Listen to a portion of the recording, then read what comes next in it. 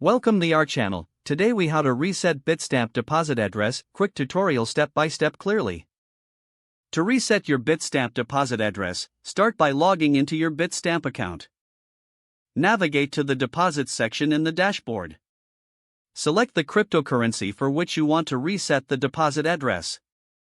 Look for the option to view your current deposit address. Click on the option to reset or generate a new deposit address. A confirmation prompt will appear to ensure you want to proceed. Confirm your choice to reset the address. Your new deposit address will now be generated. Make sure to copy this new address securely.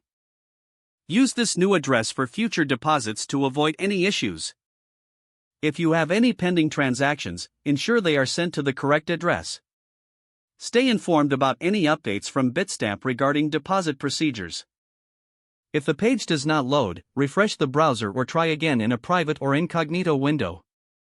Make sure you are using the correct email address, then retype it carefully to avoid small typos. If your password is not accepted, use the reset option and create a new strong password you can remember. Check your spam folder for verification or security emails, then complete any requested confirmation steps. Enable two-factor authentication if available to improve account security and reduce unauthorized access risk. After signing in, review your profile details so your contact information and settings are accurate and current.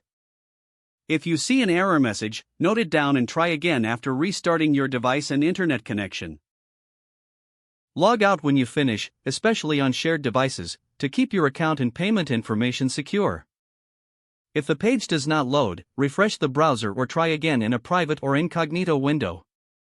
Make sure you are using the correct email address, then retype it carefully to avoid small typos.